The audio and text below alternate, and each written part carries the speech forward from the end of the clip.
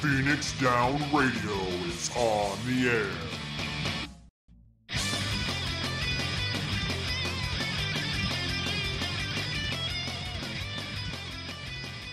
Welcome everybody to Phoenix Down Radio, episode number 123. I am your host Klaus Nightbringer, and joining me we have a wind-up minion. Yeah, that's true. If you're tuning in live at twitch.tv/PhoenixDownRadio, one co-host is taking the show off for mental health purposes. We wish Sarah the best tonight. He just wasn't feeling it, and with everything going on, frankly, I don't blame him. And the other host is currently not at home, but is able to join us from a friend's house. So they are represented by a wind-up Furion minion. And Taliz, welcome to the show. Yay! I'm so happy since Furion was my main in Dissidia. Well, so I guess that's a thing. We'll... Furion is my new... The wind-up Furion is the new Ian, I guess. That's fine. At least for tonight. Oh, yeah. No, probably just tonight. But how are you doing, Klaus? How has it been since the last show for you? For me, it's been just another day in paradise, question mark? I see. Well, you know how it's been crazy busy at work. I'm actually working 2 jobs still. I'm staying on at the pizza place. I was going to say, did you actually stay at the pizza place? Because they seemed rad. Yep, I'm doing 2 days a week there with the exception of my on-call weeks because, well, I can't, work for another company when I'm on call for my main job. No, and that also wouldn't be fair to either position. Just be like, hey, I know that you put these breadsticks in my car, but they're not going to where they're supposed to be. Exactly. I'll see you tomorrow. Exactly. No, that's not going to work. So, yeah, and I go on call next week. Gotcha. But other than that, like I said, it seems like Wednesday and every other Friday, then every other Saturday are the nights that I'm working with them. So on the nights when we're bonus pocket money and free pizza sometimes? Okay. Or at least half price when I work, so I'll take a half price pizza as an employee benefit. Their pizza is freaking delicious. I know Nick Nar and Renari can attest to that, and so can Daltrea. We had it at the last Extra Life that we did. We got their 30-inch monster pizza, and it was amazing. They're just really awesome. I also am like, the more you talk about it, the more I want to come visit, but also I'm not flying halfway across the country to have pizza. That seems ridiculous. Well, pizza's just a benefit, question mark? I mean, this is also somebody that drove 152 miles one way for work for the last 2 weeks. So, like, I can't be like, oh, yeah, it's too far. Like, no, I did 3,000 miles in 10 days of employment. I'm pretty crazy. Yeah, I mean, well, it would be about 4,000 miles round trip, I suppose. Okay, so here's the math. I went to work for 2 weeks. That's 75% of the distance of going back and forth for pizza. So you'd have to stay here for 3 weeks, I guess, in order to break even. Yeah. Hey, want to play 14 together? I got lots of internet, and I live alone in this house. Sweet, I'm bringing the PS4. Me and my Hyundai are on the way. All right, sounds good. We'll see you in about 23 hours. I'm pretty sure that Hyundai is not going to make it through Montana, but we'll get there. Hey, come on! At least it's not the middle of winter. I got a 1990 rear-wheel drive Cougar through the mountains over Thanksgiving week. My Hyundai's engine light is currently flashing, so I need to work on that first before I go anywhere. It's fine. It's a coil pack. Anyway, fair enough. This is Welcome to Car Talk at Phoenix Down Radio. Yeah, you can join us at twitch.tv/Car Talk Phoenix Down Radio. Or something like that. But what I do want to talk about is Sayre is actually still doing things. I mean, he's still active. He's still alive. He's still out there. He's actually a part of episode 0 of a newly launched thing from our friends at A Stage Reborn called Reads Anon. Oh, he got that. That's awesome. I'm going to be posting a link here to their 0th episode. So Sarah's one of the readers, and they read King Arthur's Socks, apparently. But they are still looking for volunteers. So if you want to get some practice doing some voice work in an open and fun environment, you can sign up at stagereborn.com. And it doesn't have to be just a single episode. If you're interested in more, they will allow you to come back after a few episodes, but they want to kind of get through, the number of people, depending on how many people sign up, you might be able to make it a regular thing every so often. But definitely check them out. They're a nonprofit that's just out to improve the people's perception of the arts. Really cool. I'm super excited for Sarah to be able to do that. Yep. So go check that out. And like I said, that just released today. Sweet. Go listen to the awesomeness. And yeah, we will see Sarah back at some point for sure. We're letting him take whatever time he needs. We had a nice discussion today, pre-show, and he was like, we were just concerned about him because with everything that's been going on, I mean, it's affecting so many aspects of people's lives, and he's getting hit on multiple sides. So, for sure. Here's what you do, people. I urge you to go out to Twitter and look him up at FFXI Seyyrr. Send him some love, okay? Go out and send him some love. Say that you're here for him, and that'll hopefully brighten his day. It should, absolutely. And also do that for everybody else that you love. So, my friends have now decided that we're going to be watching the show on the TV. So if the reverb gets atrocious, let me know. I will definitely yell at you. Okay. Aside from that, you've had an interesting day. Yeah, so the last 2 days have been an absolute adventure. As some of you are aware, Taliz loves cars, and I finally got a job actually working in the automotive industry, working in sales. I was there for 2 weeks. I did a bunch of training. I learned a ton of stuff. I have a whole bunch of industry knowledge that I'm not supposed to have outside of the industry, and I got fired this morning. So now I'm kind of sitting here going, cool, time to figure things out. Is this just because you hate Honda? No, that is definitely a factor that made this whole process a little bit easier on me.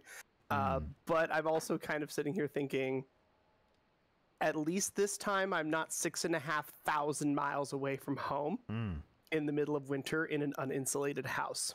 And kind of being scammed. Yeah, it was an atrocious mess. Yeah. This was a little bit better than that, but yeah, still, it is what it is. It is what it is, but I made it happen. I'm remarkably stubborn, and yes, you are. Worked out. Yay! Wait. Hooray for being stubborn. Hooray for being stubborn.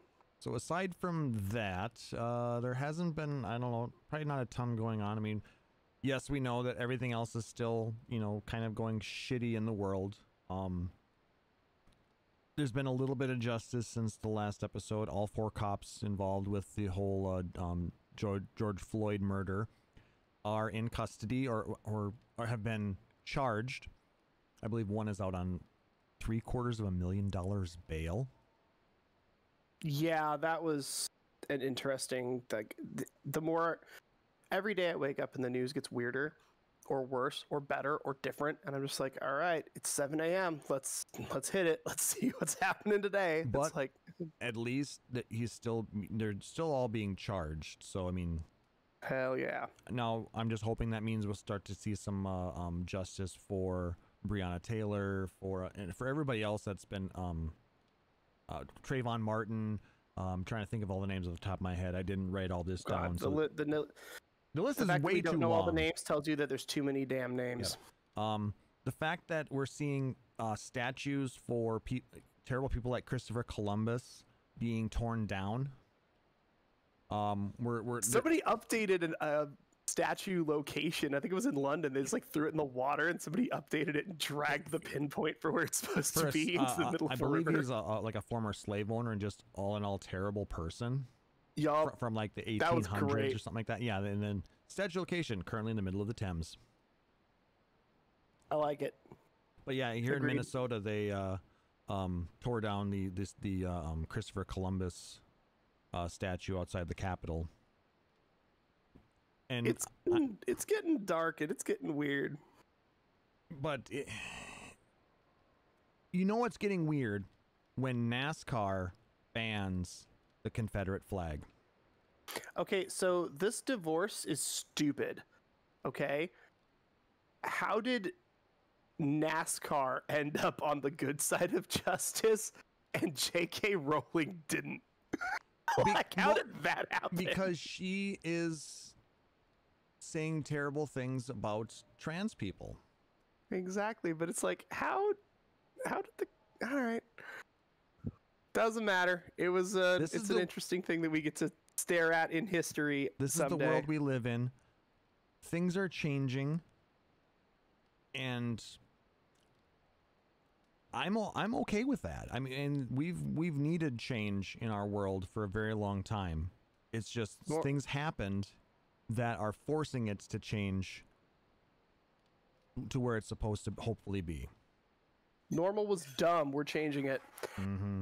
We need to change the status quo. We need to move on and get with the times. We need to get back to a time when everybody has the ability to do what they need to do. To that end, we've had a bit of additional news that saddens us, but I think it is time that we share. Oh yeah. Well, we're going to get to that here in just a little bit. Okay. It's in our first bit of Final Fantasy 14 news. Good. And it comes from the letter from the producer. I believe it's 58. I think that's what that reads. I was never good at Roman numerals. It's 63. 63. Sorry. Thank you. Now this was not a letter from the producer live where we got information on like it wasn't a video on YouTube or something like that. This was just a blog post out on the Square Enix forums. I'll copy and paste that for you. So bad news part 1, probably the biggest blow to all of us. NA FanFest is no longer going to be in November. So it has been canceled for 2020. Yeah, it's been canceled for 2020. We don't have news yet as far as if we're getting it back for early 2021, how it will change, where it will fall in the schedule. But we do know that the hotel reservations and all the stuff that people were doing for November of this year, that's no longer going to be a thing. Yep. So make sure if you do have a hotel reservation, please make sure you are canceling them. There should not be any type of charge or cost on that. For those of you coming overseas who had, or if you had to book a flight, contact the customer support for those businesses. I'm sure that they will work with you on getting your refund and taking care of all that when an event is canceled like that. So your event cancellation was virus related. You're probably covered unless you were like me and you buy really cheap tickets. Then good luck. Yeah. But they are still planning on hosting the Japanese and European fan fests, but keep your eye out on the news for that as well. The Japanese fan fest was scheduled for, I believe, December 20th. And the EU fan fest was scheduled for London in February, I believe.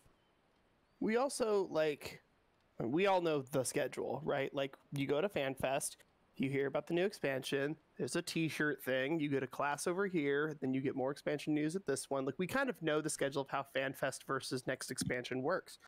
But because our FanFest is all shifted and development cycle is all shifted, the expansion that we kind of have in the back of our heads for next July of 2021 may not be happening.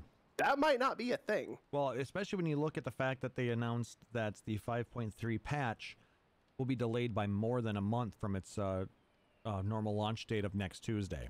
It was supposed to be launching on June 16th. So we're looking at probably July 21st or later at this point. Limsa is going to be very empty for a while. Mm-hmm. Because Well, people are just, they're piecing out for a little bit. Because it's like, I've got all my weapons. I've done all my crafting. I've triple starred everything. What do? but the Arrival Wings is popping right now. Oh, gosh. PvP is crazy because everybody's like, well, I did all my Disciple of the Land, Disciples of Hand, all of my collectibles. I have top tier gear. I've decided that I'm raiding or not raiding. That's 3 hours a week of time. It's like, what else do I do? And it's like, well, why don't you do PvP? Well, And now all of a sudden we've got tons of PvP. The queues are short. You can go in and have a really good time. It's nice. no, they're doing Rival Wings because they get 5 Moogle tomes per run. And it's right now probably the most efficient way to build up tomes.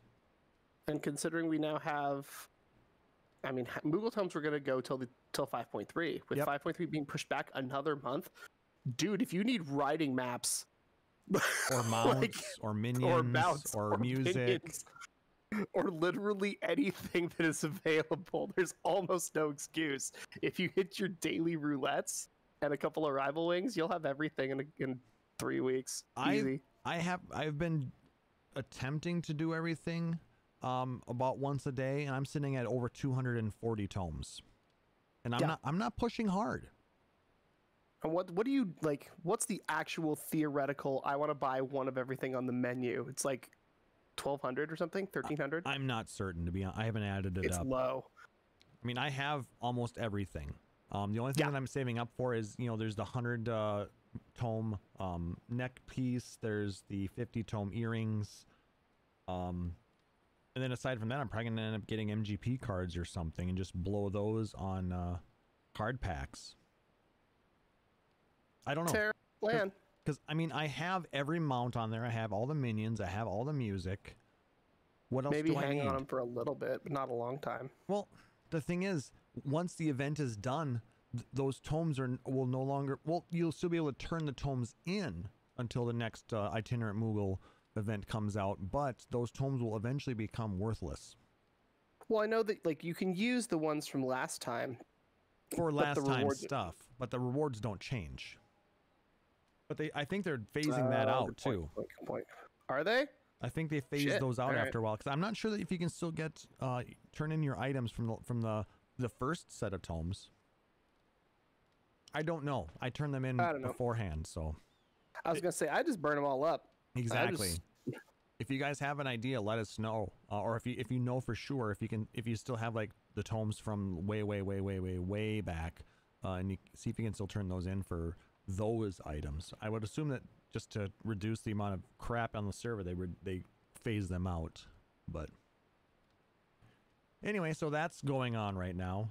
What they're saying is they're at about 90% efficiency in working from home. They've gotten all their setups, taken care of. But the people who are most affected by this are the ones who need to be effective, and that's quality assurance. They've been impacted the most because they've lacked the most connection to the test servers and the newest builds to test for bugs and stuff. That's also probably part of why they're just delaying the patch, because like It takes longer to test properly. It takes longer to test, or I worked at Nintendo when something came back that bricked consoles. It was not fun. I worked in consumer service and I worked in test, and it was bricking consoles. And for respect and NDA, I can't say much more than that. But I will say some people don't have high-speed internet. Some people don't have Wi-Fi in their house for safety or security or their military or whatever. And they had to literally mail us the brick that was their console, sans cords and everything else. We'd hook it up. We'd delete their entire save data, reinstall that piece of software with the patch, update their operating system, put it back in a box and mail it to them, which is like, okay, that's, if you send something to me to ask me to do that for whatever reason, I'm going to have it back in your hands in 5 or 6 days. It'll take me 3 hours to do. When you're doing thousands of them and you have to make sure people get their console back, A couple weeks easily. Ever. Nintendo's a family company. Hey, the kids' Wii is gone for the next month and a half? Absolutely not. It was awful. So no, take the time. Make sure it's right the first time. Yep. Because you can't, when it's busted, it's busted. Definitely. Also, there was some interesting news from this week. Apparently, there have been rumors circulating that Yoshida was going to be the director of Final Fantasy XVI. He has vehemently denied this, and I think it's hilarious. In what free time? I mean, he has stated, and I read this verbatim from him. I'm still going to continue being in charge of Final Fantasy XIV for more years to come. Please ignore anything that is not an official announcement. It's troublesome. Okay, that's a translation of what he said in, I believe, a Dengeki or one of those interviews. But so yeah, and Nick Nar, we're going to be talking about that in a little bit. You're getting ahead of yourself. Settle down. So, while Yoshida is in charge of Business Division 3, which covers Final Fantasy 14, Final Fantasy 11, I believe it covers a few other games as well. It's also covering a new AAA title that they are in the middle of working on, which is rumored to be Final Fantasy 16. I think that's maybe where the rumor started from, the fact that he is the main person in charge of that division. That's like, oh, it's gonna be Yoshida because he's just amazing. Well, he is, but he doesn't have time to work to run Division 3 plus, you know, another game plus Final Fantasy 14. Ain't nobody got time for that. No, and especially Yoshi P. Yeah. That being said, I'm still sitting here in my head remembering the Final Fantasy 13 Nova Crystallis, all of that project that was supposed to happen, and then watching what became of Type 0, and then watching what became of Agito, and it's like, let Square Enix handle their own announcements. They'll get to it when they get to it. It's okay. They're working on it. Because the more we start thinking and overthinking stuff, they're going to start announcing and working on stuff to keep us sort of placated. And then they end up with a situation where they work on a game for 7 years and it falls flat. Nobody needs that. Nope. Let them do what they need to do. They have plenty of games that they're working on still. So, speaking of games, trust you, Yoshi P. Yes, we do. Speaking of games they're still working on, I don't know why they're still working on it. Final Fantasy 11 is now celebrating its 18th anniversary event until June 29th. Apparently, if you talk to the quest givers in the city states, you will get an in-game Mandragora shirt. And you'll be able to take part in a special Mandragora Mania anniversary event where you can earn special currency called Jingly. Get all the Jingly shine, yes. And you can use that to buy special items. There's also a bunch of other updates. Beat the Heat equipment booster campaign. Chocobo digging skill increases. There's a June login campaign where you can earn points to get a Porogo fleece jacket. In-game item, not real. I mean, it would be kind of cool to have a Porogo hoodie, wouldn't it? I'd be down. We talked about 11 a lot, and we kind of wax on it and be like, oh, it's so good, it was so much fun. You look at it, you're like, no, it's not. This is a dumpster fire. But like, it doesn't matter. Like, we think our memories is so good for 11, and I'm just so happy that it still exists. And the fact that you can go on and there's still people playing is testament to how good that game was. Oh yeah, I forgot. There is also a thing where if you want to actually get something physical, you can get a Windurston T-shirt for $55. Windurst, really? The Kingdom of Sandoria will leave you in the dust.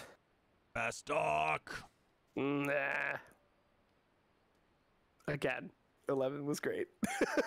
A stock had Sid. Come on. Yeah, Sandoria had bunnies, I guess. I don't know. We didn't really have that much. I just got used to it. Anyway, it's a game. It's still going on. It's been getting updates for way too long. For 19 years. Nick Nar has been playing it way too much, I think. But if you enjoy the game and you're still having fun with it, you know what? Good on you. I mean, it's nothing but profit for SE right now. True enough. That is true. Tevnazia does have Prish. Prish is kind of the best. Prish is kind of a we're not going to get into that. We might be a little bit odd in a lot of things, but we're not going to go there right now. Okay. She's good in the card game. You almost never mind. Okay, so other news. We have other news. We have lots of other news. Square Enix is donating $250,000 to Black Lives Matter and other charities, and they're matching any employee donations from their. That's amazing. A lot of corporations are doing that, and I think that's good. But according to their announcement, everyone at Square Enix's office and studios across the globe stand with our Black community in the fight against racism, prejudice, and hate. We're pledging $250,000 and will match employee donations to support Black Lives Matter organization and other charities in the efforts to help combat racial injustice and positively affect change in the world. Black Lives Matter. Hell yes. We picked a good company to stand. Yes. The community has also stepped up as well. There are a couple of fundraisers that I want to highlight that I found while searching through like Reddit and other community places. Give me a second here. This is a fundraiser to support the ACLU, put together by the FFXIV community. And then this one here, trying to copy paste these in these notes is not the greatest, unfortunately. This one is put together again by Final Fantasy 14 players to support the Black Lives Matter organization. So we do urge you to donate or help out wherever you can, because you know not everybody can physically be there to protest or to volunteer or help out, but you might be able to donate some money or something like that, or even if you can just share it with other people. The more that they can raise, the more awareness that will go out there, and I think it's just better all around. It's, you know, not all of us can go frontline. Some of us don't have the physical or logistical ability to do that. Not all of us can donate money. Not all of us have the spare funds. But sharing it, letting people know that it's out there, always helpful. Like I said, we don't have a huge voice in the community, but we're going to use it to try and spread a little bit of help and assistance. So, sorry, we're Final Fantasy players. I don't care how small we are. We used 2 5-year-olds and a ninja that we found homeless on the side of the road to fight God once. Like, we're fine. We can just go. Like, we can be small and do a lot. You're not wrong, but yes. We're doing what we can. So we will come back to that at the end of the show, because I want to touch base on that one more time before we go. So remind me of that. Yep. So now we're going to jump off of a little... Well, it's Square Enix adjacent news. It was probably the biggest bit of gaming news this week. There was a Future of Gaming show hosted by Sony and PlayStation. Did you get a chance to see any of this, Taliz? I did, and it was awesome. Okay, I'm incredibly excited. I linked the full show, so it's a 75-minute presentation. Within which they showed off a whole bunch of games that are slated to be released for the PS5 and then within the next year or so, or within a year of launch. I can't believe that we're on PlayStation 5. But what do you think incredible. of the design? I'm fine with it. There have been so many memes going on about it. Well, we've seen what the Xbox Series X looks like. It looks like a mini fridge, basically. And now, like we like Nick Nar said in the chat, we've got the PlayStation Wi-Fi router. We do. I actually, one of the best memes that I saw of it, somebody taped a picture of Seto Kaiba's head to the top of it. I've seen that one. Because it looks like his jacket. That one was pretty good. Honestly, PlayStation has always had a very oddball design. You had the pop-up circle thing for your disc with 2 very large power buttons, and then we had whatever the hell the PS2 was supposed to look like. But then it stood up, which was cool, kind of, except that not all discs worked, so you had to lay it down anyway. PS3s had 3 redesigns. PS4s had 4 redesigns.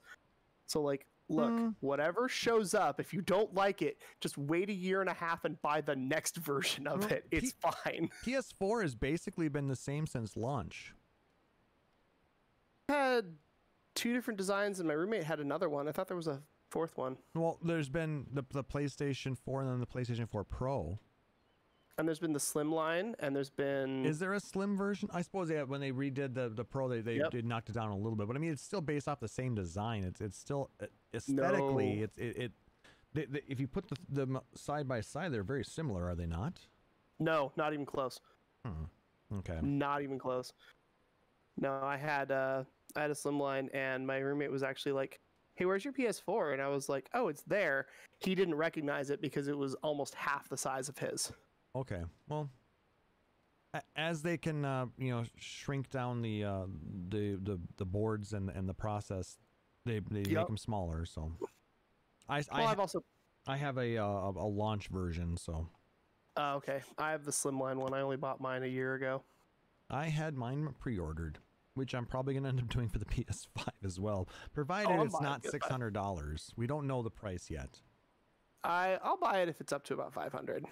$500 is the max that I will spend on it. Well, okay, here's the problem. Are you going to spend $500 on a console that comes with 1 controller and then go home and do what? Watch Netflix on it? Like, we're going to spend $500 on a console and then we're going to spend $150 on crap that goes with it. So we're still spending $600 by the time we're done. Yeah, but the thing is, that's basically what I do with my console right now as I watch Netflix or Amazon or whatever on it. Actually, no, that's what I did. I don't know. My PS3 is basically been turned into my downstairs media center. Yeah, it's a media box. I mean, my PS3 was a media box when it was an active console, so that was a problem. But I mean, I still have it. I think the reason I use it so much as that is because they had an amazing remote for it.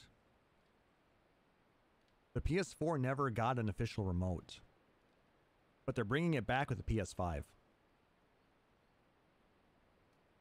Yeah. I'm excited for it. I'm not excited for the price tag. I'm excited to use it. It's also been a while since we've had a PlayStation update.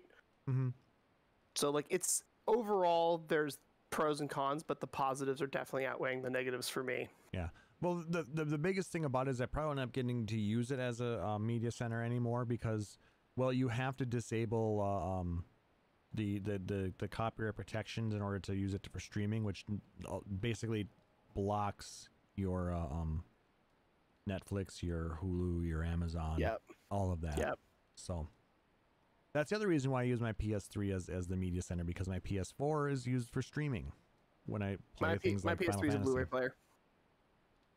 Yeah, you can't even use it for movies if you turn off the DA, what do they call it? DA, whatever they call it. Yeah. I don't know.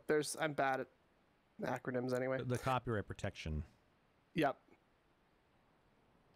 Anyway, so with that, like I said, I'm excited for it.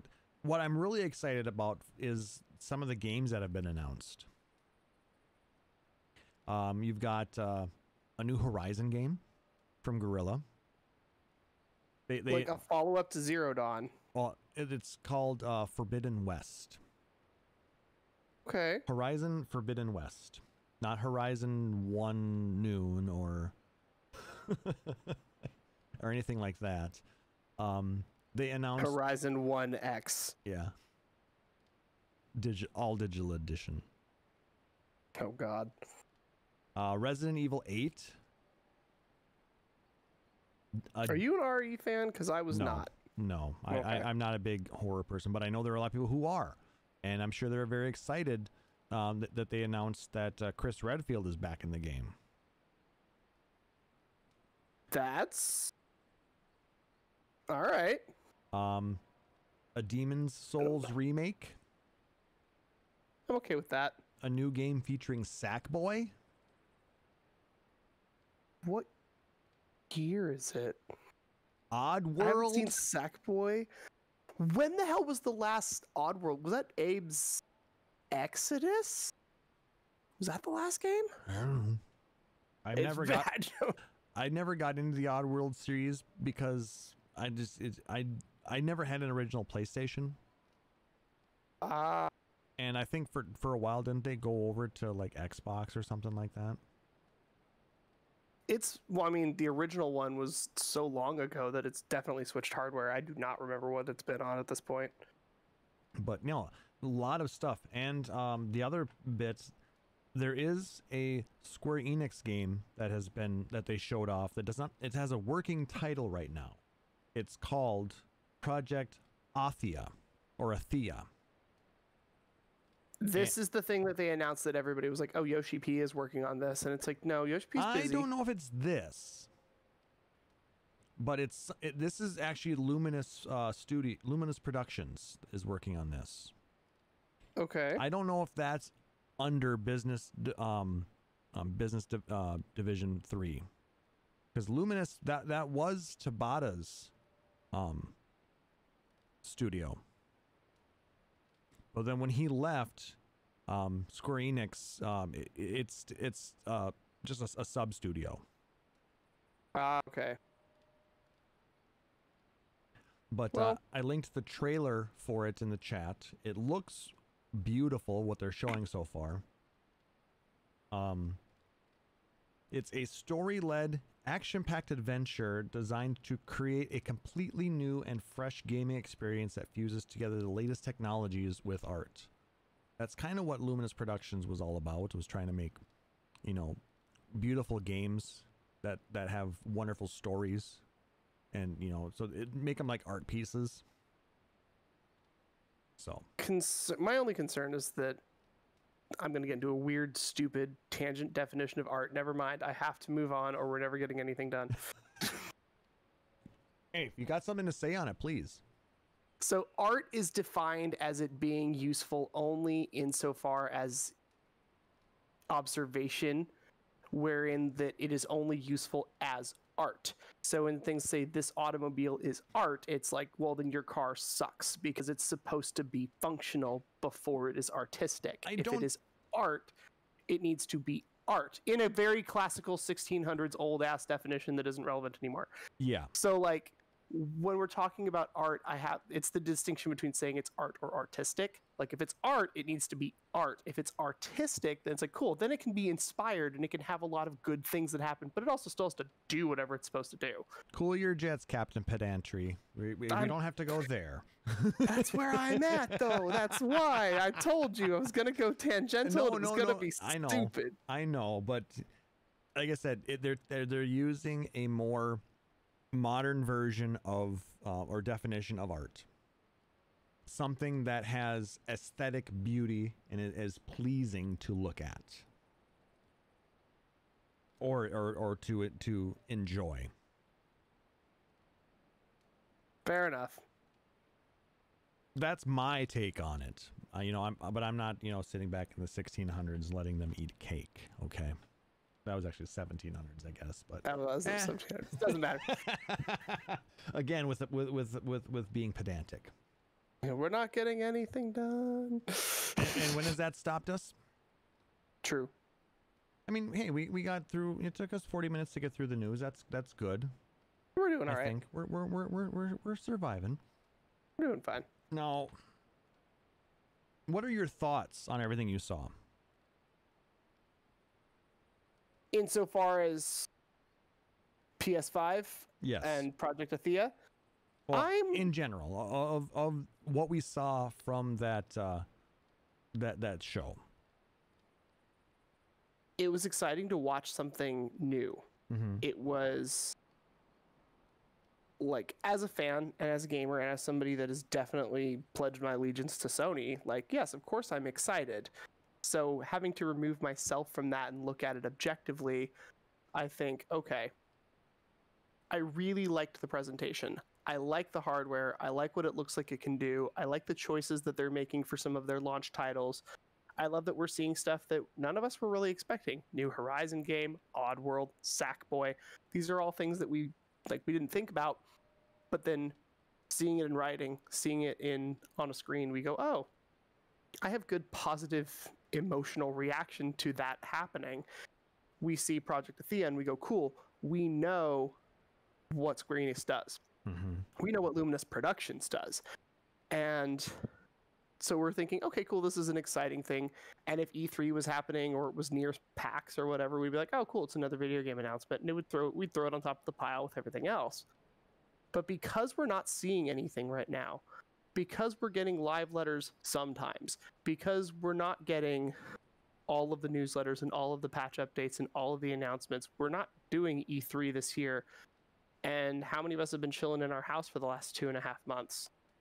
We got to see an hour plus of, here's a bunch of new shiny stuff that we are still working on and that we are still moving forward in development of entertainment, of media, of interactive media, of hardware, of connectivity. So seeing it not just as a fan, I get to see a cool thing, but also seeing it as a person that's been staring at a wall eating ramen for 3 weeks, I go, oh, the world is still moving forward. And it's moving forward so hard that we're getting a completely new PlayStation out of Sony. I loved watching it because it wasn't just a new piece of hardware. It was also everybody focused on something else, something future. Something positive. Something future for the first time in how long? Yeah, there's something to look forward to now versus, okay, what's tomorrow going to bring? Well, let's wait until then. What's tomorrow going to bring? It's been a lot of monotony, a lot of the same. And honestly, even before this, the lockdown, the news about PS5 was pretty slim. Yeah. There wasn't a lot of it. They were keeping a lot of it close to the hip, and I don't blame them for that. But they got to be careful right now because the way marketing has always worked, we have our schedules, we have our structure, we know when emails go out, we schedule our Instagram posts, we know how that works for marketing. We don't know how that works anymore. None of those numbers matter. None of that data science matters. None of those business predictions have mattered. We're on the wall, so it's like, well, let's just keep all of our stuff and we'll see what we need when we need it. And they've kept all of it close to their chest, and then they're like, hey, now it's time to show you the PS5. And here's all the stuff for it. Yeah, I do hope that very soon, though, we get the price and the release date and pre-orders. Holiday? Well, I mean, that's all we know. $500. Holiday could be October, November, December. Yeah. We're looking at fourth quarter release. Mm-hmm. Oh, we don't know. Is it going to be close to Black Friday? Is it going to be before Black Friday? After Black Friday? Please be before Black Friday. I don't want to have to fight somebody at a Best Buy. Well, like I said, I mean, I'm going to pre-order one because for goddamn fact, there is not going to be a special price on it for Black Friday. Not in 2020, at least.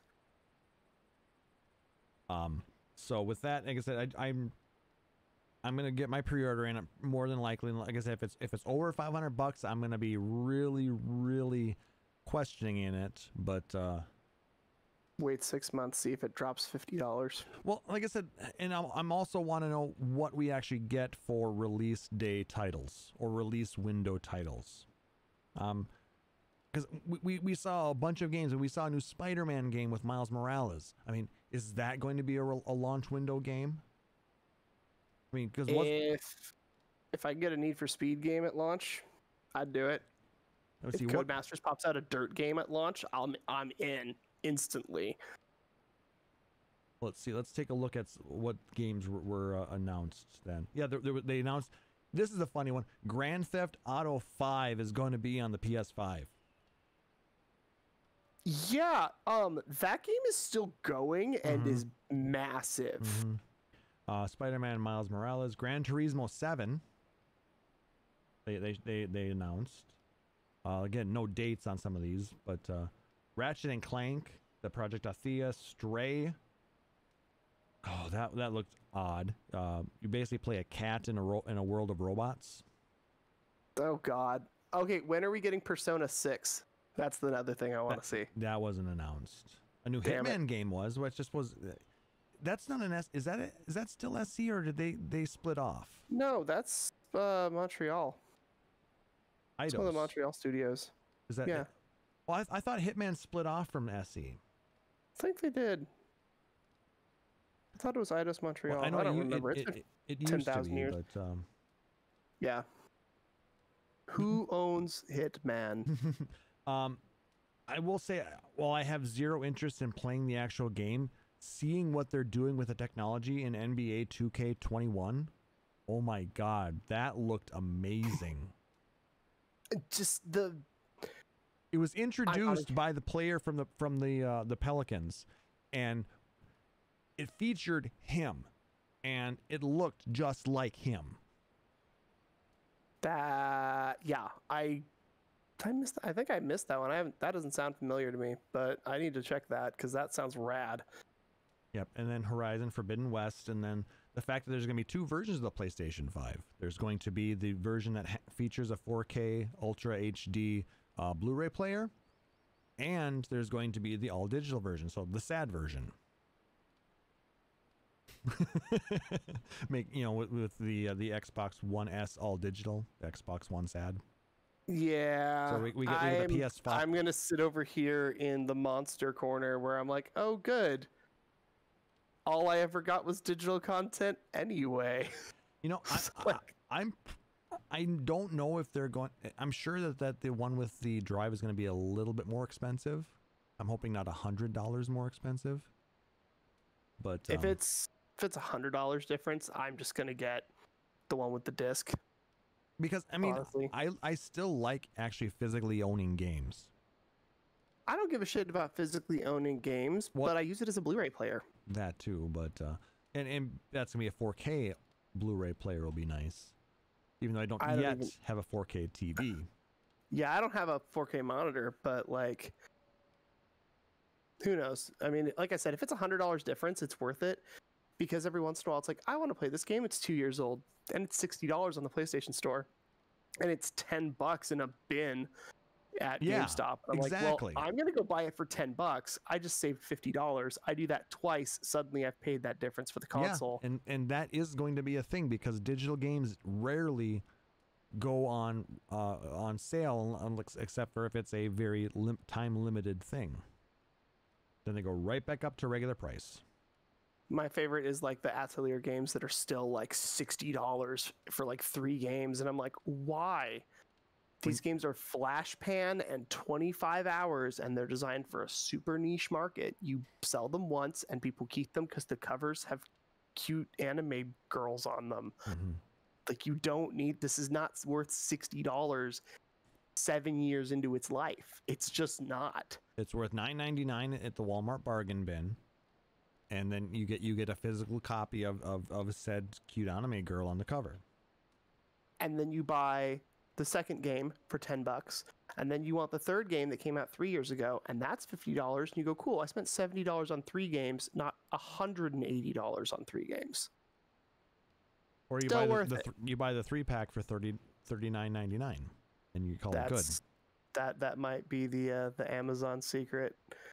That's definitely what I did. Oh. For the Atelier series. I was like, I'm not buying these for $200. That's dumb. Yeah, because we need to save that up so we can get a Hardy Daytona figurine when we buy Final Fantasy VII Remake. I just need a second controller for my PS5, that's all.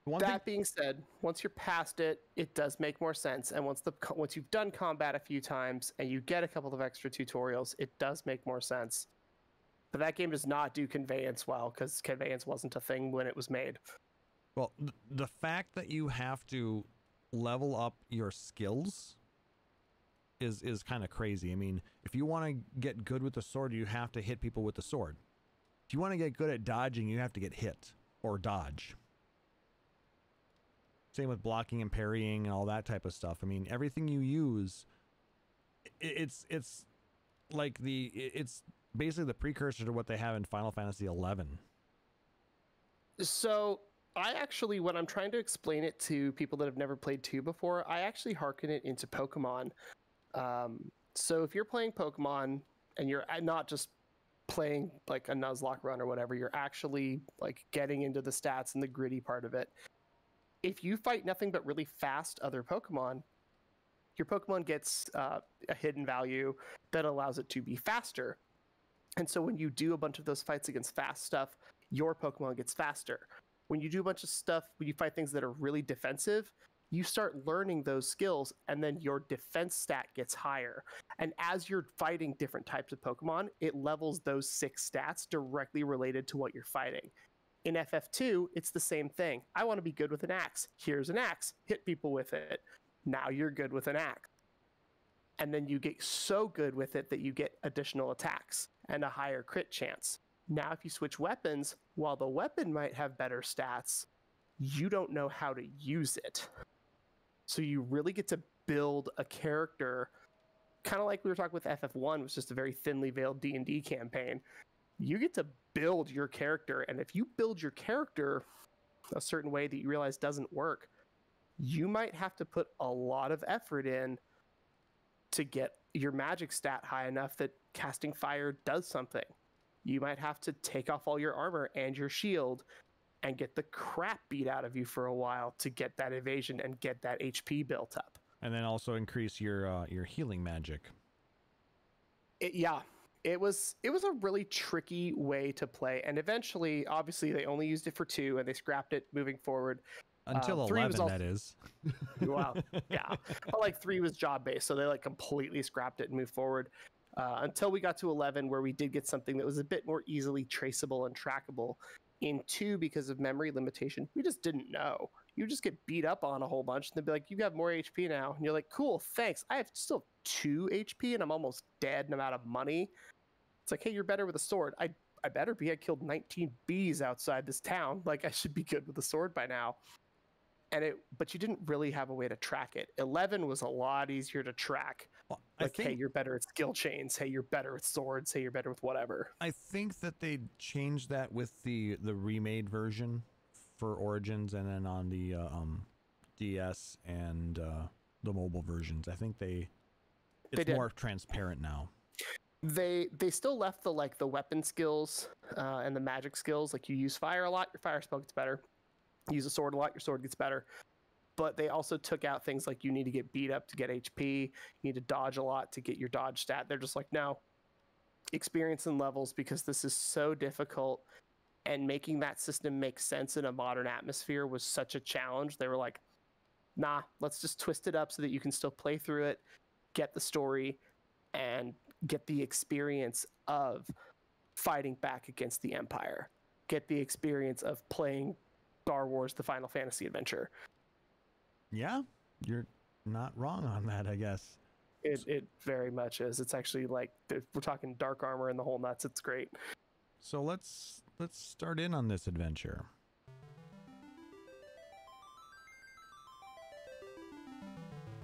I'm sure you guys recognize this. I have no idea what the song is. This is the prelude. Come on, everybody knows this. It's gorgeous. It's ever so slightly updated. Yep, just a little bit. This plays in houses with healing, or houses with healing statues, and on the main screen. It was a way for you to know that when you jump in, they go, "Hey, this is the game you're playing. Do you remember this song? Do you remember your final credits? Do you remember when you started FF1?" And it's like, yeah, awesome. I know this song. I know where we're at. So you knew it was a Final Fantasy game you were jumping into, but you didn't recognize it after that. No, you showed up and you're like, you got the ship beat out of you, and Maria, Firion, Leon. This dude's got a helmet. This dude looks dumb. That's a girl. Okay, let's see what's happening. Oh shit, there's guys on horseback. Oh shit, I'm dead. I'm in a room. There's a bald guy. What is going on? You're fighting.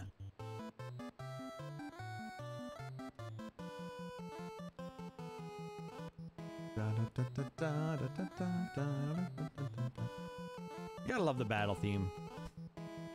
This is the very good battle theme. Yes. You might even recognize this. They have this in 14 in a few spots. Yep. The first time I heard it was the zombie fate?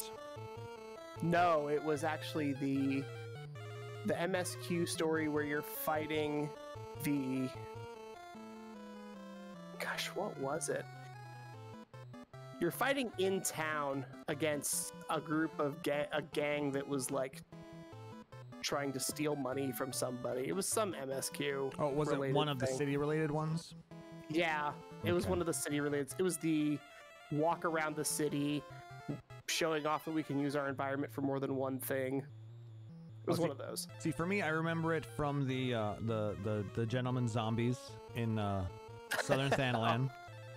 It also plays for the ARRB ranks. Oh, it does? Oh, yes. Okay. I never got into hunting, so. But according to the description from Theater Rhythm Final Fantasy, this is the standard battle music in Final Fantasy II. Listen for that familiar intro and your nerves will tingle with nervousness as the exotic melody builds up around you. It's also used as the main battle theme for some of the minor boss battles like the Sergeant, Adamantoise, and the Emperor. First couple times you fight the Emperor, yep. Also, Rory just pointed out that the thing that I couldn't get to come into my brain was that it was part of a monk quest The monk line. quest, okay. That's where I was at. But yeah, it's kind of nice to know, okay, so that's where that one came from. Interesting. So for those Especially for people that didn't play other FF games that came in on 14. Yep, exactly. I mean, there are a lot of people who, they maybe played a little, they know what Final Fantasy 1 is, they've played Final Fantasy 7, they maybe played Final Fantasy 9, and they jumped into, or a lot of people jumped into Final Fantasy 14 as their first Final Fantasy. Like, we know 2 podcasters that's what they did. So. Yep. But yeah, knowing the history of some of these music, that's why we're doing this. So hopefully you guys are still enjoying this. The next song on the list is called Revival. This plays during the scene where the player first meets Minwu. Now Minwu is a very strong white mage in Final Fantasy II. Is that not correct? He is a healer that has a scimitar. Oh, interesting. I knew he was a healing type. The only reason I knew that was from Record Keeper.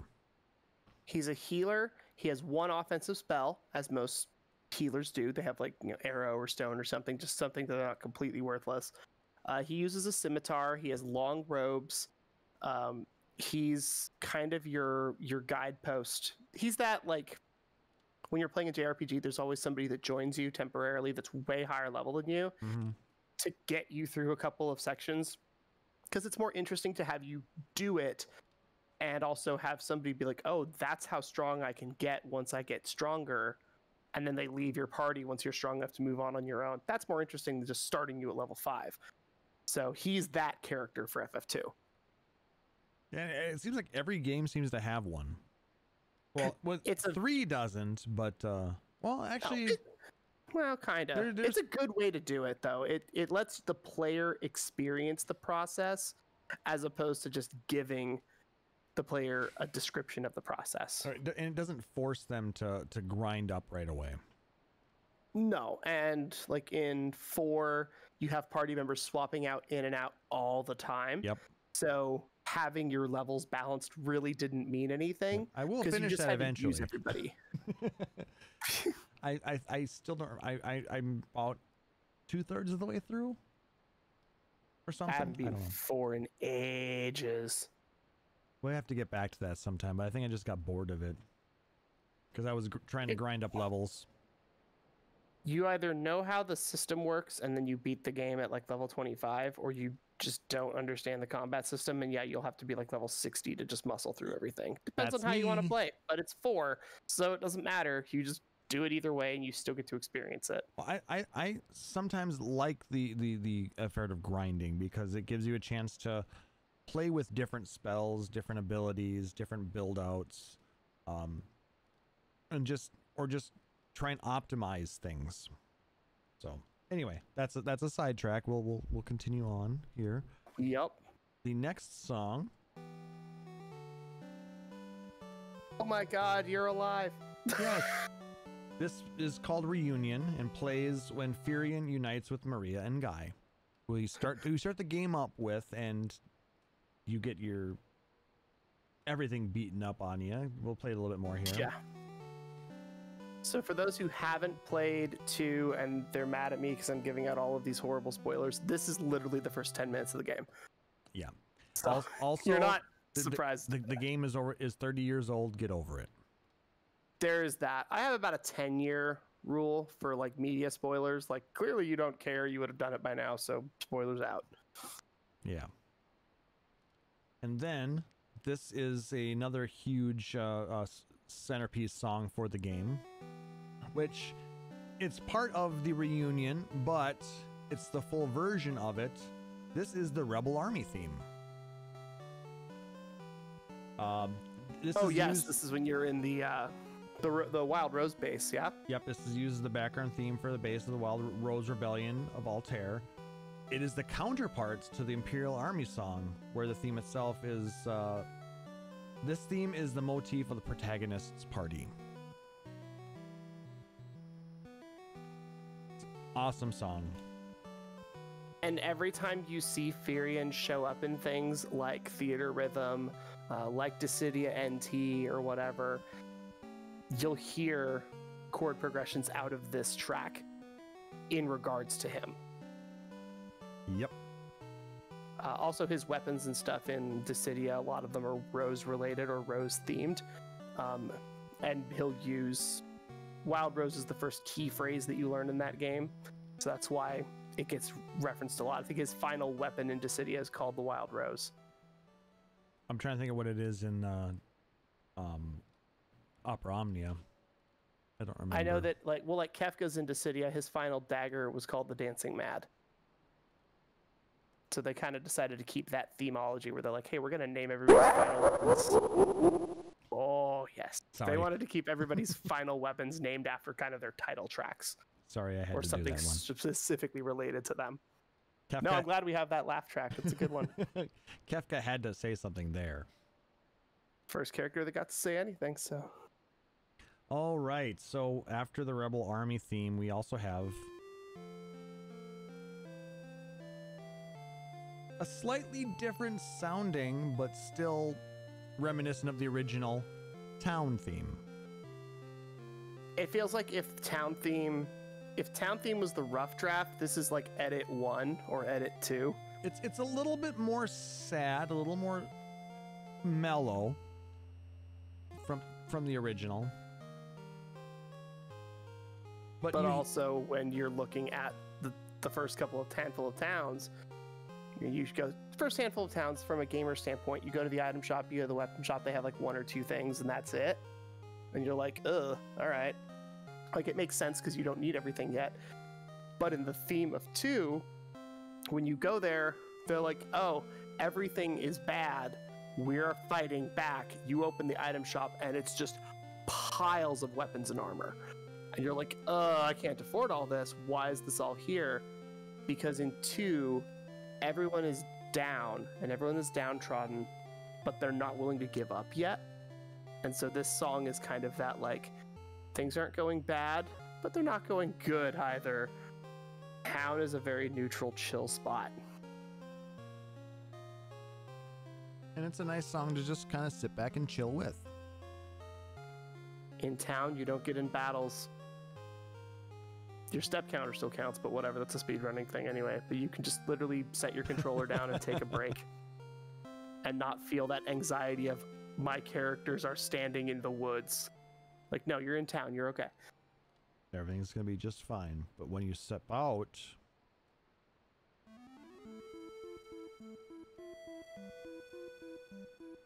This is a very different sounding main theme compared to Final Fantasy 1. Yeah, this is the world map theme. This is a very melancholy sounding overworld theme. I mean, if you think back to what Final Fantasy 1's overworld theme is and compare it to this, it's very... because of the type of world you're fighting in right now, you're fighting against the Empire.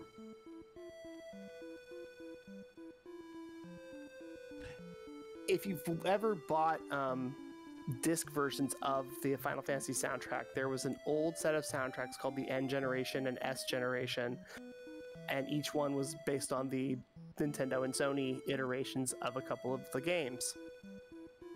Welcome to the chat, Sarah. So this particular one, they actually had a version on that disc that had the lyrics to this song. They made lyrics? Being sung. There are lyrics to this song. This is the main theme to the game. So obviously now we discovered by listening back to the episode from 2 weeks ago that Sarah and I singing along was awful because lag exists. So we're not doing that anymore. Thank you. But reading off the lyrics, now here I stand, oh, in the morning sunshine, dreaming only of the promised land. Somewhere they say beyond the great horizon lies a beautiful island. That's the first bit of the song. It gets even more in depth, crazier later. We are so young, we've got some magic powers. We are nourishing like flowers. Oh, let us wait until the day comes when we will all sail across the deeper blue sea. Hey guys, we're fighting an empire? Like, why is our world map so dense? There's so much going on in one track. Well, damn. Roaming Sheep is also a very, very good song, Nick Nar. But it's not this song.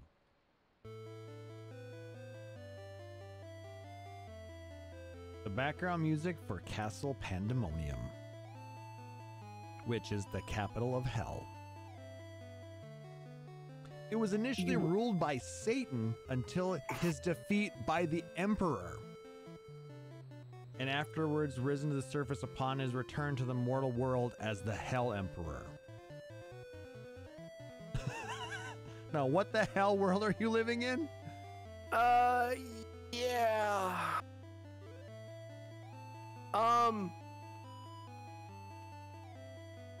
This was not a fun dungeon.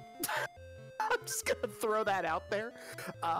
Even with good weapons, even with good gear, even knowing how your party composition worked, people would just die.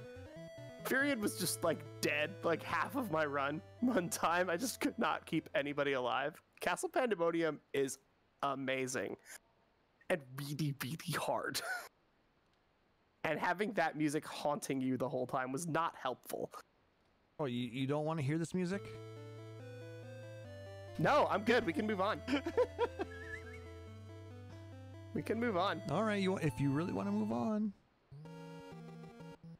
Yeah. Right, this is so much... This is a lot better, isn't it? This is so much better. The Imperial Army.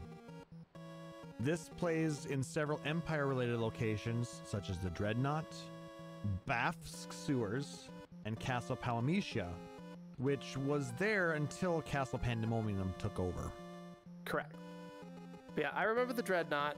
That was, I think, like, I know it shows up in other places, but, like, I remember this. I associate this with the Dreadnought. But yeah, this is the counterpoint to the Rebel Army. So this is kind of like the Imperial March for Final Fantasy. And given that 2 was effectively Star Wars, yeah. So you can kind of hear you get the two sides of the coin there with these two songs. So, given that your Furion minion is currently like raising his weapon to battle when that's playing. I'm like, yeah, you know what's up. Yeah, he can probably tell. Hey, can we get some levity up in here? Almost. It's a little bit. It's almost done. Having too much fun. I know this is what you want. This is what everybody wants. This is the first iteration of the iconic theme for everybody's favorite lovable giant horsebird. My favorite song, personally. It's one of the best tracks. And we have to play it again because it's too short. Yeah, it's literally that short. it only repeats the first part of it. So, Randomware Studios, yep, first Chocobo theme, OG, old school. It's only gotten better with age. Yep, and it is half the theme because it continues on. Dun da da da da da da dun dun da da dun da da da da da dun dun dun dun. Given that there's multiple arrangements played at distant worlds, so that every audience has a slightly different experience because there's so many versions of Chocobo theme. Of hearing what? The of the, yes. Sorry, I this is legitimately my favorite music for Final Fantasy. The Chocobo theme is just where it's at for me. Seiken Densetsu is the best Chocobo theme. We don't listen to him anymore. Yeah. All right, Nick Nar, you are timed out and banned Just in kidding. chat. Just kidding. No, I don't want to lean all the way over and click on things. That's the only thing saving you, so you know. So yeah, that's. I think a lot of people will agree that Chocobo music is best music. Again, we've talked about it every time we talk about Chocobo music. It's why it's our opening theme. I mean, it's always been our opening theme. Even the first iteration was a version of which one was it? Electric to Chocobo, I believe. Electric, yeah. The surfer style one. And then we've got the Chocobo metal theme, and then yeah. So Chocobo theme, best theme. Bar none. Yup. Come at me, Moogle lovers. I like both. How about that? There. Oh shit, we have sound effects. All right, this next theme. This is Oh shit, this is the tower, isn't it? Tower of the Magi. Oh god. This is the background theme for the Mysidian Tower. And if you've played the Soul of Rebirth version, it plays in the Chamber of the Seal. For the Game Boy Advance version, PlayStation Portable, or iOS versions. And it also plays on several floors of the Arcane Labyrinth in the PSP and iOS releases. This was a cool scene. I liked this part. Damn it, I'm gonna play 2 next week. You know that, right? It's kind of an interesting sound. It's kind of got that. Would like to point out that this was on the Nintendo Entertainment System, and they're creating music of this caliber and this quality 8-bit. with 8-bit. What is that? 64 available notes or something stupid like that? There's just nothing, and they just ran with it. Uematsu is a genius. I mean, because we can't deny the quality of the man's work, so. Yeah, like 5 audio layers, Randomware. Also, Randomware, welcome to the chat. I haven't seen your name before. It's good to have you here. All right, so our next theme, you were talking a little bit about the Dreadnought before. Oh, yes. This is my favorite part of the Dreadnought, getting the hell out of there. Exactly. This is escape. When you get the hell out of the Dreadnought, as Taliz says. A little bit of urgency with that theme. Yeah. Also, in before it's a Square Enix airship, of course you have to escape. Also, in before it's a Square Enix game, you were in jail at some point and had to escape. You were never in jail in Final Fantasy 1, though. Were you? Well, let's see. I mean, there's the Marsh Cave. Like, Marsh Cave was pretty bad. But that wasn't, it wasn't a prison, though. If you got lost, it kind of was. No, but I mean, like, actual jail. I mean, because I know Final Fantasy 12, you were in jail.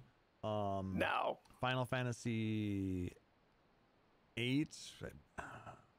And Chrono Trigger, well, in 8 you get sent to the moon, and Chrono Trigger you're in the airship thing. 9 I think you were imprisoned for a while. Oh, you're imprisoned like a couple times in 9 because like Steiner exists.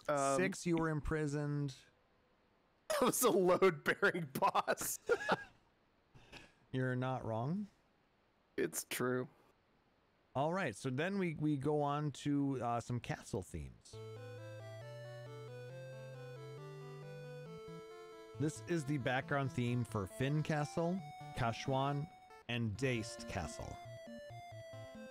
This was one where these particular castles I've seen translated multiple ways, just because of their names being largely consonants, and like Shuan is the one that we have on our notes for Kashwan.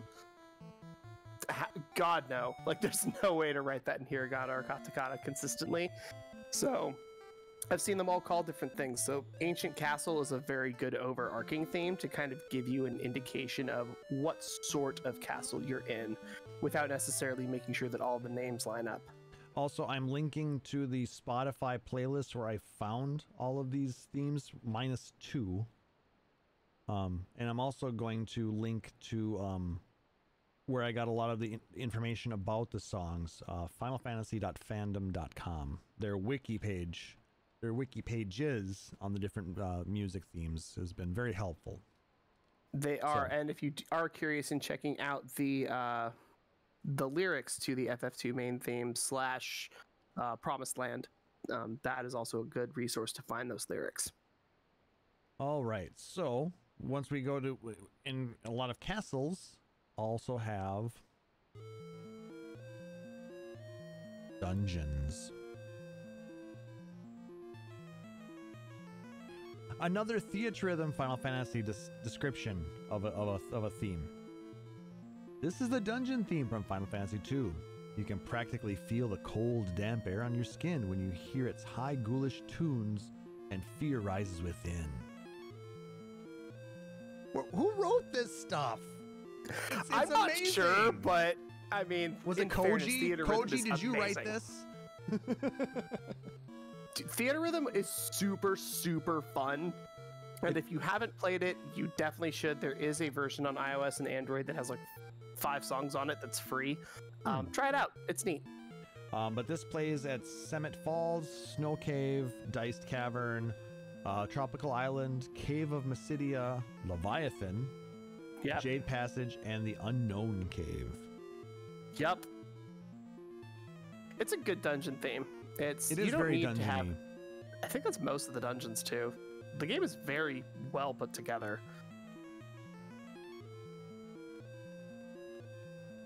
It's just nice to listen to. I mean, you feel very dungeony right now. I feel like you're, you know, hopefully you've got a torch, and you're kind of progressing along slowly because you don't want to get attacked by skeletons or orcs or something like that. I mean, You got one hand on a wall.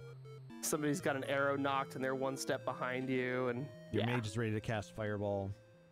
I mean, it's a good dungeon theme. I mean, you could play this for a Dungeons and Dragons campaign. You could play this for, you know, it has that feeling.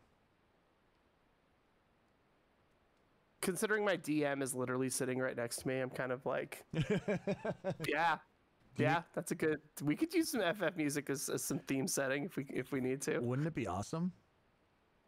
He's thumbs upping me right now, so we in there. So we got this going. Okay, so you beat the Emperor pretty early on in the game, I believe, correct? Yes, he kind of does a Maester Seymour thing where you just completely kick his ass the first time you see him, and then he just doesn't go away for the rest of the game. But then...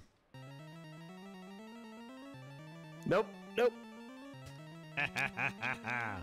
The Emperor returns as the Dark... Wait, the Dark Emperor. You know I had to do something. Yeah. I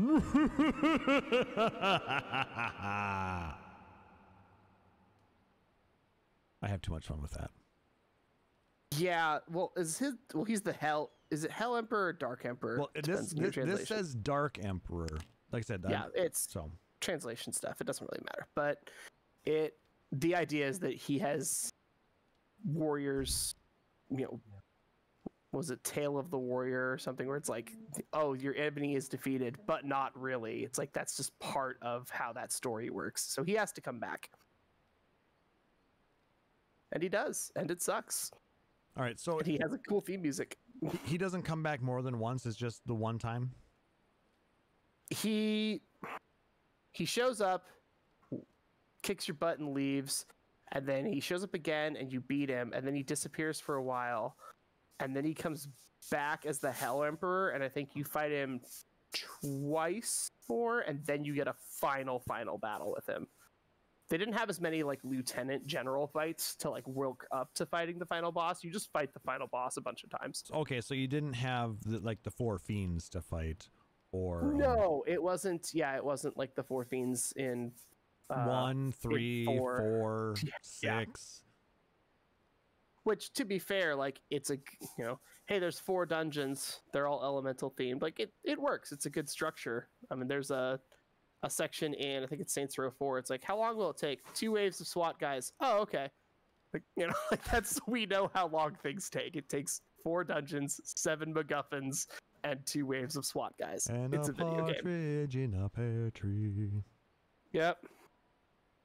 All right, so we had one battle theme, but there actually is another.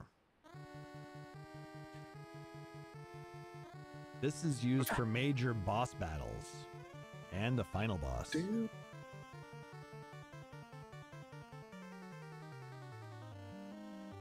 God, that part is just terrifying. Like, oh God, what am I about to fight? This is different. Why is his sprite bigger? Maybe you're fighting Behemoth. He did 88 damage to Guy in 1 hit. Oh shit, I might have to do something. Maybe you're fighting one of the dragons. Maybe you're fighting a boss in Pandemonium. Because this is what we'll be playing during all of those fights, as well as the final boss fight against the Emperor.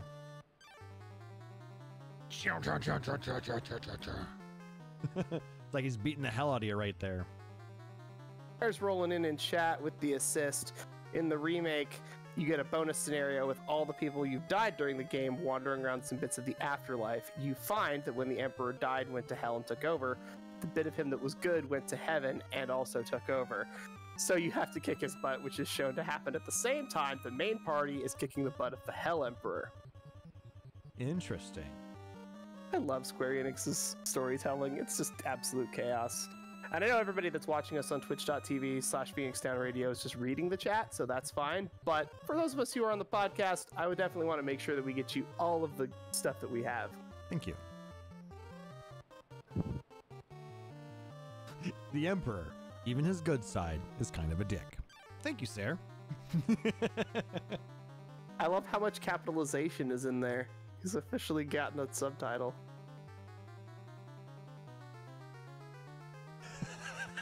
So, even when he's taking the night off, he's still got to throw that patented Sertimono shade out there. I'm super okay with that. I don't know what's going on in chat right now. There's stories to be told. All right. Sarah's taking over chat is what's happening. I'm okay with this. But when you win...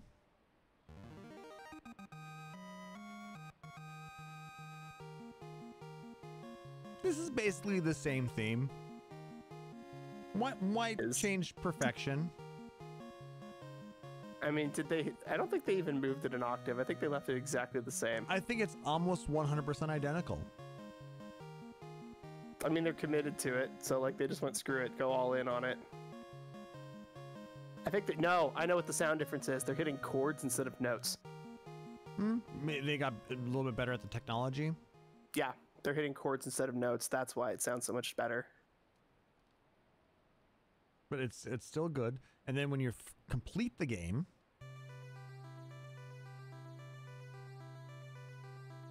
this is the ending theme, the finale. You kick everybody's ass.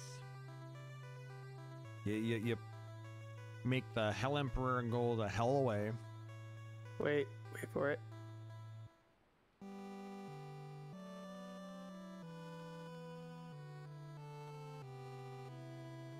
There's a whole second part that comes in for that finale sound, and it's just... They know that you've been playing for hours and days and weeks, and they know that you've been sitting with a notebook on the floor to keep track of how many battles you have to do to get your shield skill high enough to not get hit ever again. Or at least be able to have enough HP to survive the encounter. Oh god, double shielding is also super fun. You put it on Guy, you just put shield, and then he just doesn't fight for the first like 5 or 6 levels. He gets to shield level 8, you give him 1 shield, and he just stands there with 1 shield and a fist and just crushes things. It's really fun. But like in finale, like you just, everything you figured out, every skill, every spell, Leon's character arc, everything that's happened, you get to put the controller down and hear the music. And it's a nice little 3-minute ditty. For those long Square Enix credits in 1987, which was what, like 30 people? You know, compared to what we have, or what was it? ARR had the world record for the longest credits. Yep. Because I watched them too. It also included everybody who played and was playing 1.0 at the end. Yep. You could submit your name and be a part of the credits. I know a couple people who did that. One of them being a co-host who happens to not be here tonight. And a person who's been subscribed for 36 months. Yep. And not me. I was in. Yeah, I think I actually did eventually drop out of 1.0 because I was like, there's nothing to do. I'm busy. I'm getting divorced. I don't have time. So I just left. Our number one patron is in there. Ah, that is true.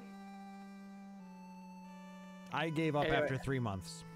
I have special editions sitting down in my collection.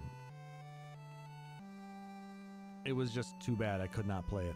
I was also at a very different time in my life where I was a lot busier and had other priorities.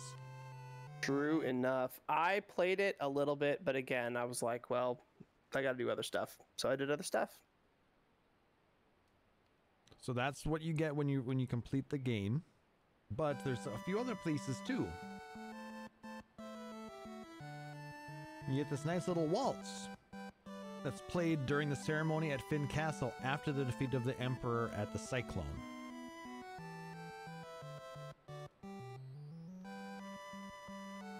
A lot of the games have a waltz. I mean, Final Fantasy VIII has a waltz. So does 9. 9 has a waltz. They're a little different in 9. They kind of try to murder you, but you know, whatever. Black waltz, yes. Exactly.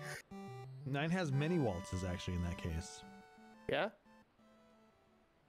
9 was also very heavily Europeanly influenced, so like, yeah, there's a waltz. Then there is this little tune.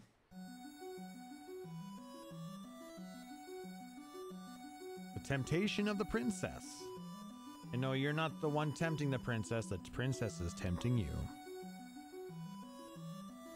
The fake Princess Hilda attempts to seduce Firion. It's actually drawn from Tchaikovsky's Swan Lake. Yep, and you can hear it. Anybody that's heard Swan Lake, even like colloquially, that is, you can hear the progression in there that they're definitely utilizing. Now, this is a tune that I'm sure you've heard quite frequently, Taliz. Oh, yes, this is the Everybody's Dead song. That's always a good song to know. That also plays when a character such as Joseph or Minwoo dies. Joseph is actually the first on-screen Final Fantasy character death. Yep. Absolute first. He dies before Minwoo does. But he is the first Final Fantasy, right?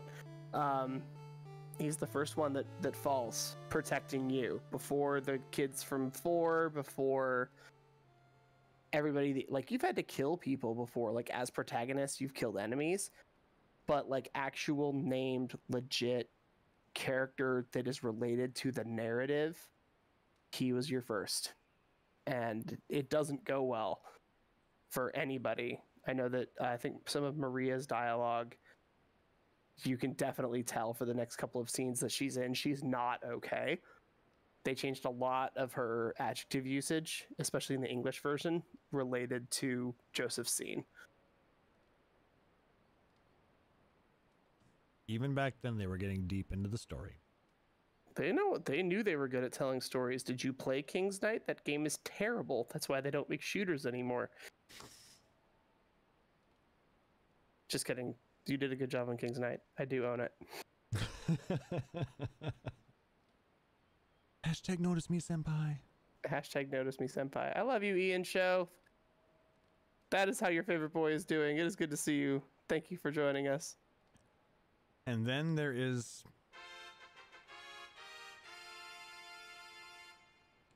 the fanfare, they call it, but it's basically like the item get from or treasure get from 1. Yeah. It's treasure get. Like there's no better way to describe it.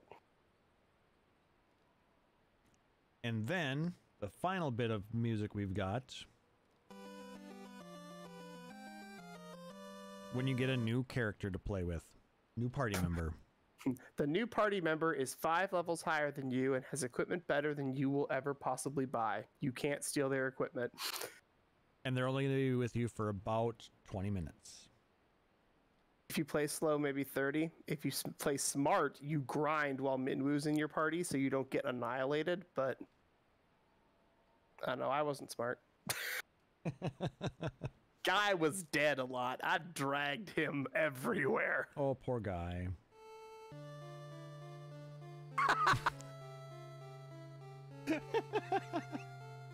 Why do I feel like that's going to end up on the board? So whenever we talk about a sad thing, that's just going to happen. No, it's going to be the one from 1. That's better. I like that. Whichever one makes you sadder, I think is going to get it on there. The one from 1, because I've lost speed runs to that song. Well, it's also much longer. I mean, you don't have to put the whole bit on the board, right? Why? That's part that if I'm going to do something, I'm going to go all the way in. Come on. Whole ass the troll. Got it. But very much like Final Fantasy, there are 23 tracks in this. Kind of interesting, don't you think? It's about them. I mean, there were supposed to be more, but they ended up being unused, and there was a couple of them that were actually repurposed for other games. There's only so much space. I mean, that's 99% of the reason why Final Fantasy exists in the form that it does is because we didn't have space. Yep. We need more enemies. We don't have space. Shit, what do we do? Make it a different color. The iguana's blue now. It's an ice iguana. Figure it out. And the salamander's red. Yeah. Oh, and then this one's green. The green one's poison. Yes. The red one's fire, We'll call I it guess. chameleon. We'll figure it out later, 30 years later. Shit. All right, we're gonna... I guess we're just gonna put stuff in here and it's gonna work out. All right. So thank you, Taliz, for your knowledge in the game. So that way it's not just me playing, okay, so this plays here, this plays here. You actually were able to fill in a lot of the blanks that I could not.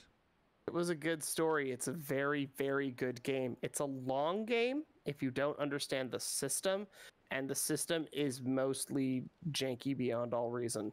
I highly recommend looking up a speed run. Don't necessarily play the speed run route to try to like get frame saving tricks and all that other nonsense, but at least look up the routing so that you kind of know, like, you don't need to be level 35 to do this.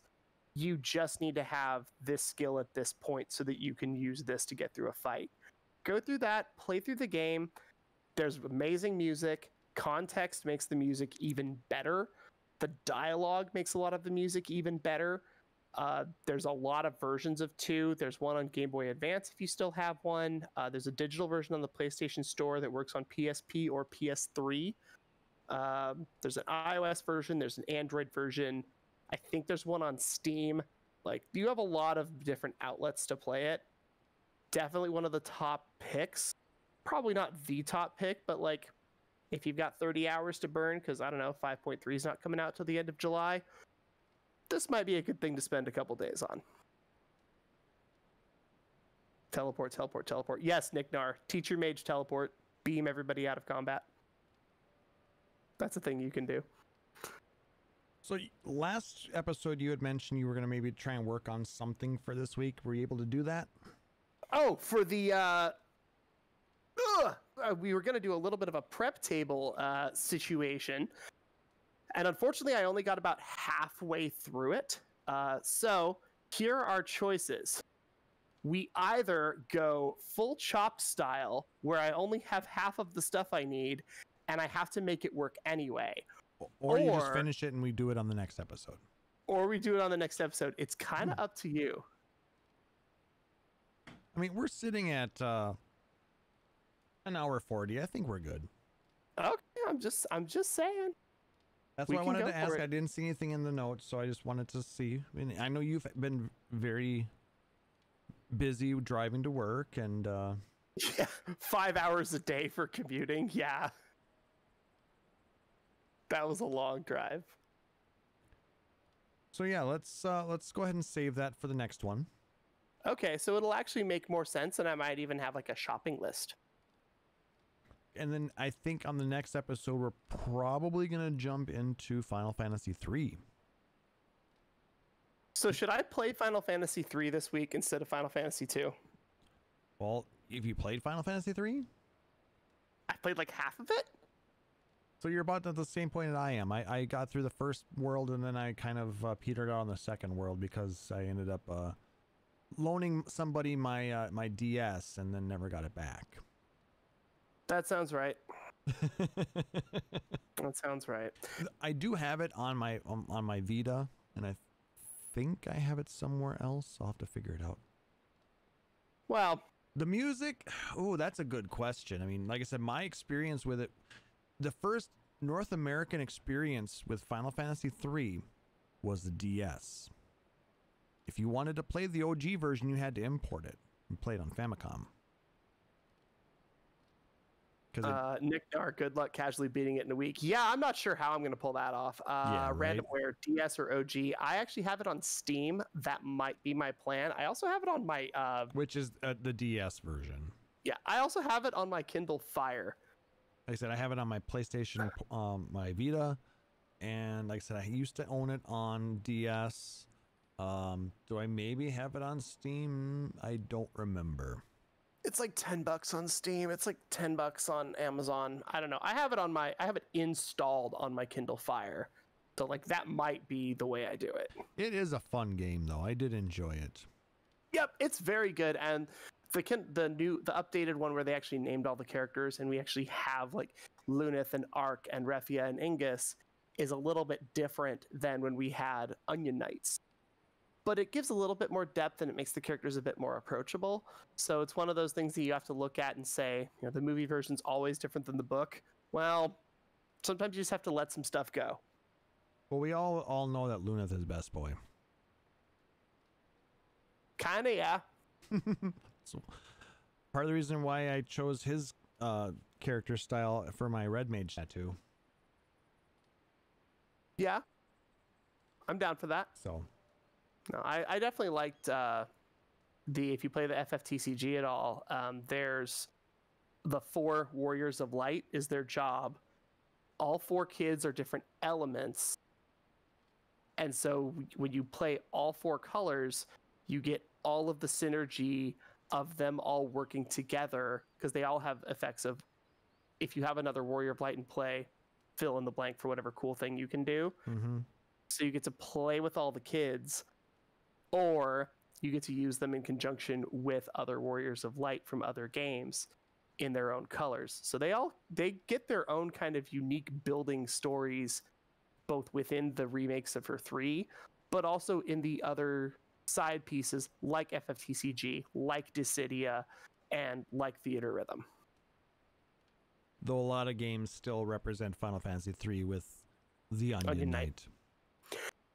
And they both work. And at some point, if Dissidia didn't just completely fall flat on its face, I would have loved to have seen an Onion Knight and Luneth fight at some point. That would have been awesome. Who's the real main character? You're not wrong. Yeah.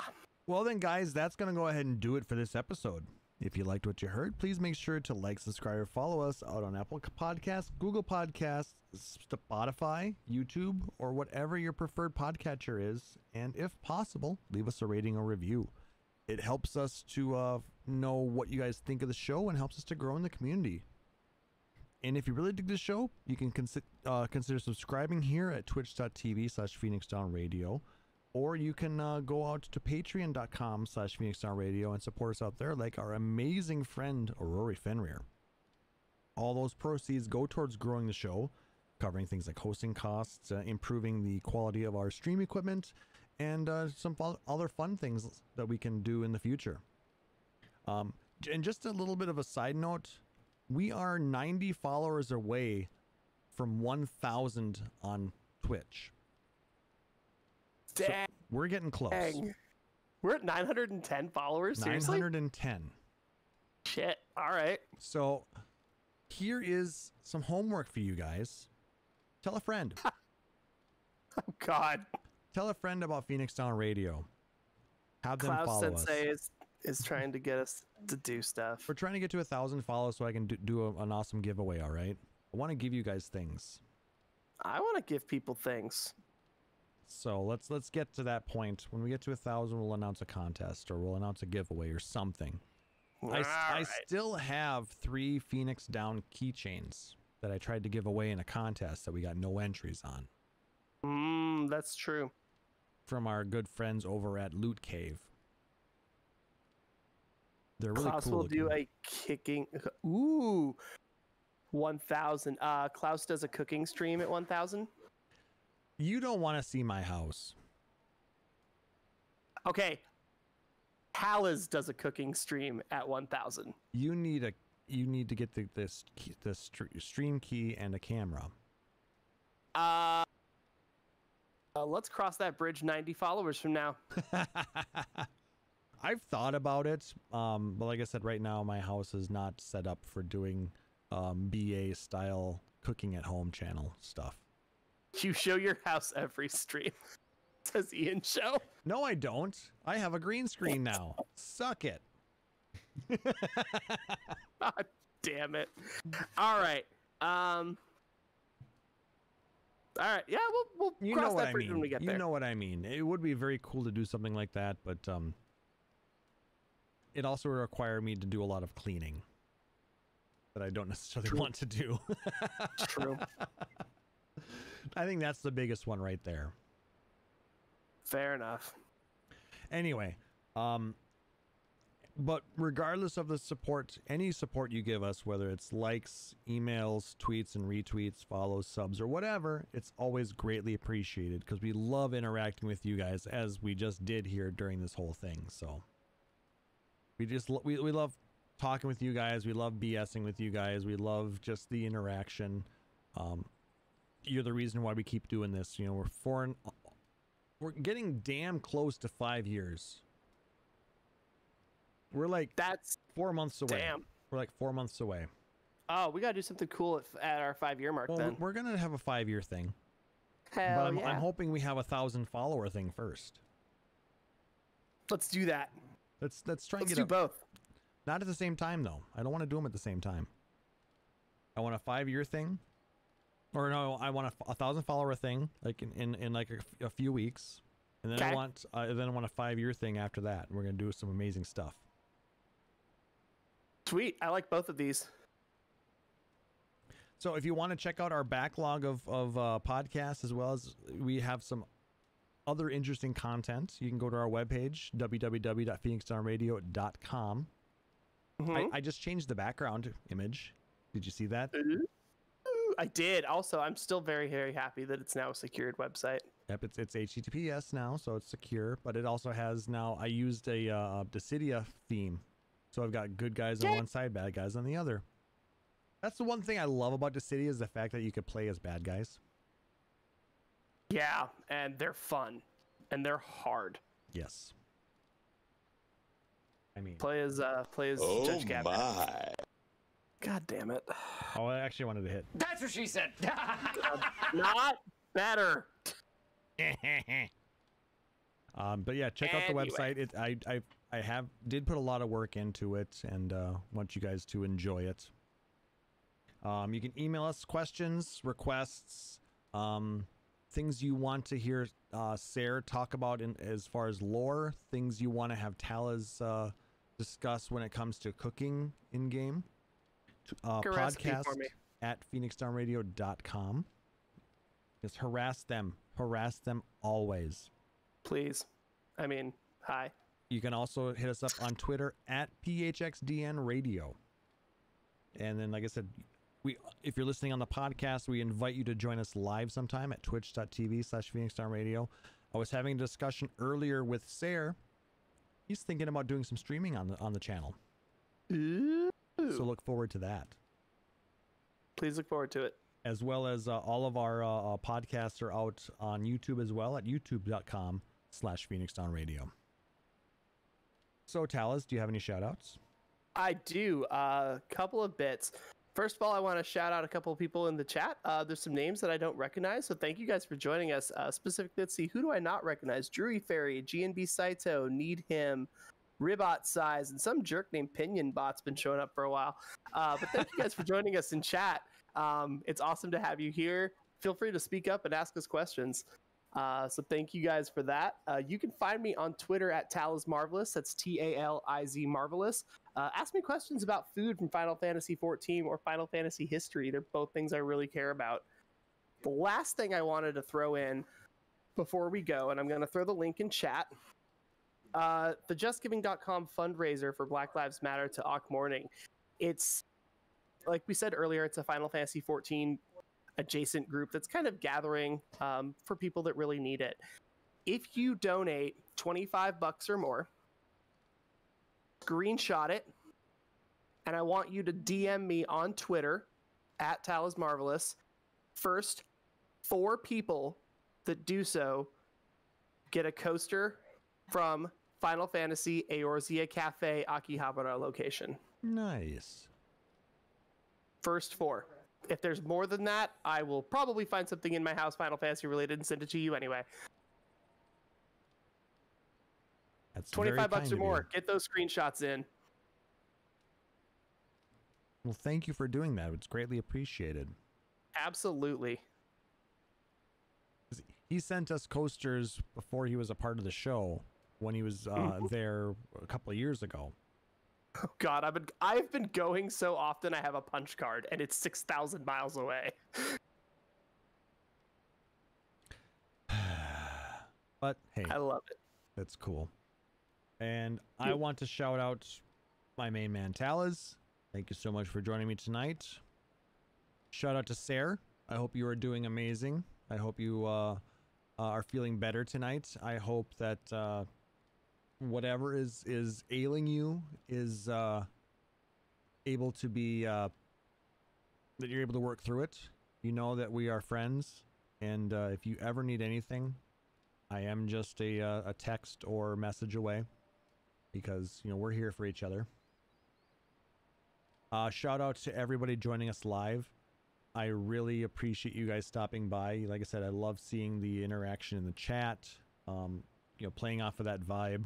And we do invite you just to join us on some of our other streams. So if you're not following us, hit that follow button, and you'll get notified when we go live next. Play a lot of Final Fantasy 14. We do some Twitch sings. If there's something you want to see us, do on stream, let us know if you have any ideas for that. Because we're always looking at trying to make changes or do different things as well.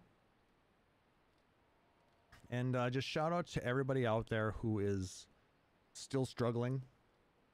Know that we're all in this together. Whether you are affected by the whole Black Lives Matter, whether you're affected by the changes to trans rights, whether you are impacted by COVID, whether whatever the issue is, we are all one people. We are all family, and remember, there's always somebody out there who loves you. Always. And you can hit me up on Twitter at PHXDN_KLAUSS. So, for my co-host Taliz, for our awesome friend Sarah, who is taking the night off from being live on the podcast. Hope you're doing well. And to everybody out there, I'm Klaus Nightbringer, wishing everybody a wonderful evening. Thank you so much for joining us tonight. Take care. Phoenix Down Radio is a production of PhoenixDownRadio.com and Illusion Productions. Final Fantasy 14 and Eorzea are trademarks of Square Enix. In-game content for Phoenix Down Radio is the copyright of Square Enix. Opening music for Phoenix Down Radio is provided by Guilty Gear Rock You. Check out the Metal Chocobo theme cover and many other music videos at youtube.com/GuiltyGearRockYou. Closing music for this episode is provided by Guitar Wanker 90. Please check out their full version of Matoya's Cave and other rock video game covers at youtube.com/GuitarWanker 90. The views and opinions expressed in this episode are those of Phoenix Down Radio and its hosts and do not reflect the views of Square Enix.